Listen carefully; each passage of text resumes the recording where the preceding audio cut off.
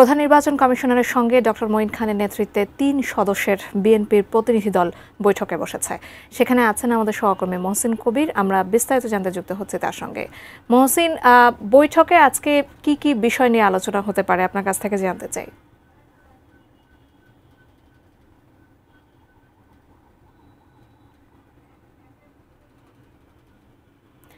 মহসিন নিশ্চয় শুনতে পাচ্ছেন, আজকের বৈঠকে কোন বিষয়গুলো আসলে আলোচনায় থাকবে সে বিষয়ে বলবেন। বিএনপির ৩ সদস্যের একটি প্রতিনিধি দল প্রধান নির্বাচন কমিশনার এএমএম নাসিরউদ্দিনের সঙ্গে দেখা করতে এসেছেন।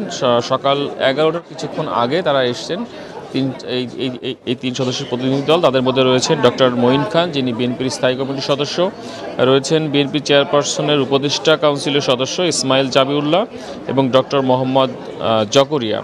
এই ৩ জন এই বৈঠকে অংশ নিয়েছেন। ১১টার কয়েক মিনিট আগে থেকে যে বৈঠক শুরু হয়েছে, এখন এই ১২টার প্রায় বাজে। ১ ঘন্টার বেশি সময় ধরে তারা বৈঠক করছেন এবং বৈঠকের মূল বিষয় স্বাভাবিকভাবেই যেহেতু প্রধান নির্বাচন কমিশনারের সঙ্গে দেখা করতে এসেছেন, স্বাভাবিকভাবে নির্বাচন নিয়েই কথা হবে। এবং জানেন যে ফেব্রুয়ারির মাঝামাঝি সময়ে যে নির্বাচনের যে রোডম্যাপ সরকার দিয়েছে, তো সেই সকল বিষয়ে তারা হয়তো কথা বলবেন।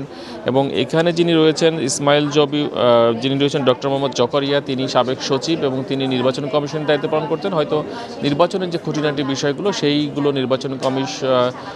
নির্বাচন কমিশনকে জানানোর জন্যই তারা আজকের এই বৈঠকটি করছেন। এবং তবে বৈঠকের মূল এজেন্ডায় কোন কোন বিষয়গুলো থাকবে সেটি জানতে আমাদের কিছুক্ষণ অপেক্ষা করতে হবে। হয়তো কিছুক্ষণের মধ্যেই বৈঠকটি শেষ হবে, তখন আমরা আপনাদেরকে আরও বিস্তারিত